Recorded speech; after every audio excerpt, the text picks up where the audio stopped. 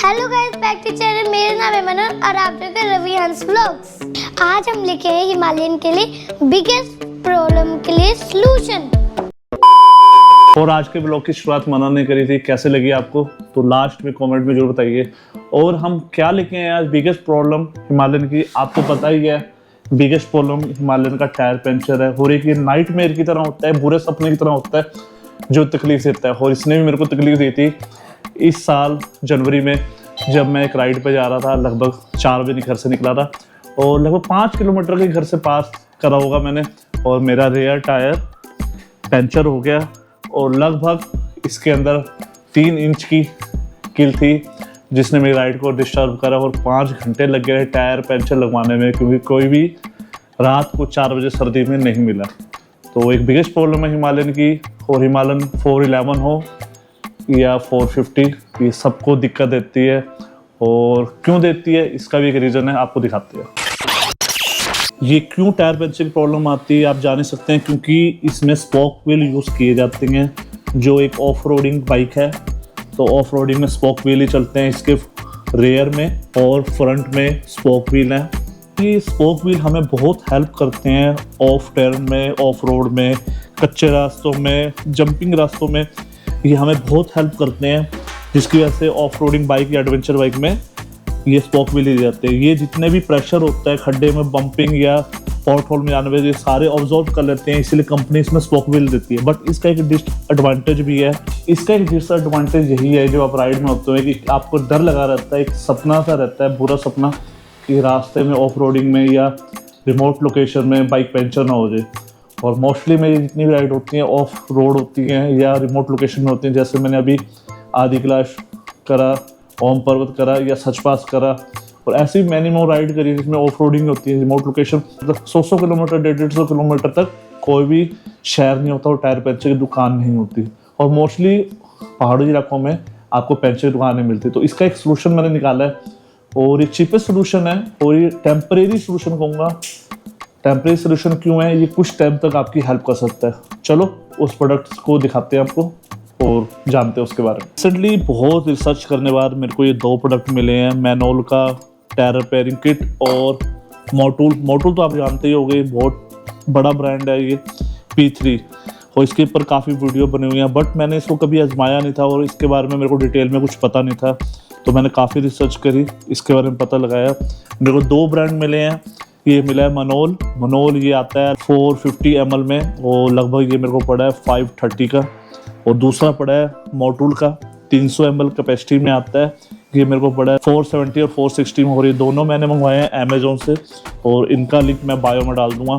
और ये काम कैसे करता है चलो आपको इसको बताते हैं। बेसिकली ये दोनों काम कैसे करते हैं, दोनों में डिफरेंस क्या है आपको बताने वाला हूँ। पहली बात तो दोनों में कोई डिफरेंस नहीं है, ये दोनों सेम क्वालिटी है, अलग अलग ब्रांड के हैं। कैपेसिटी में फ़र्क जरूर है, एक 450 ml, एक 300 ml है।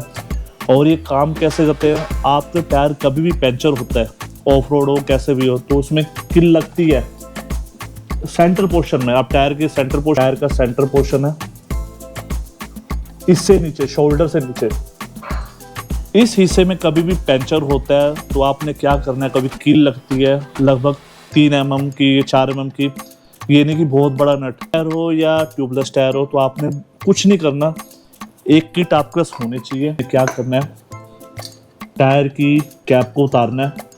और बेसिकली एक सबसे बड़ी इंफॉर्मेशन ये है, अपडेट ये है कि आपको पहले किल निकालनी है, आपके पास नोज प्लास होना चाहिए, और इसको उसके अंदर फिट कर देना ऐसे, ये ऐसे फिट हो जाएगा। और टायर को आपको ऊपर की तरफ करना है जब आपके टायर में से हवा निकल चुकी हो, और कील सबसे पहले निकालनी है। टायर की पोजीशन ऊपर की तरफ होना चाहिए, और इसमें एक बटन आता है, जैसे इसके अंदर एक बटन है, ये बटन पास आके दिखाओ मना, ये बटन आता है, आपने इस बटन को हटाना है यहाँ से, तो नीचे बटन दिख रहा है। बात है ना, इसके अंदर से एक वाइट लिक्विड निकलता है, जब तक ये लिक्विड इसके अंदर जाएगा, इसके अंदर एयर भी होती है, इसके अंदर सारा लिक्विड फिल हो जाएगा, वाइट कलर का फोम बेस में होगा, और जो टायर पंचर हुआ है, जिस जगह पे पंचर हुआ है वहाँ से इसको ही सील कर देगा।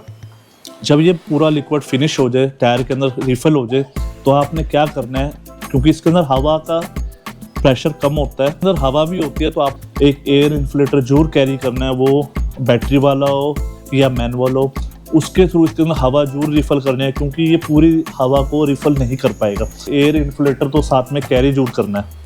तो उस एयर इन्फ्लेटर से क्या होगा, इसके अंदर जितनी हवा थी, जैसे आप 36 रखते हैं, 40 रखते हैं, जैसे मैं 36 रखता हूँ हिमालयन का रेयर टायर में जो ऑफ रोडिंग में होता हूँ, तो इसे फिल करने दें।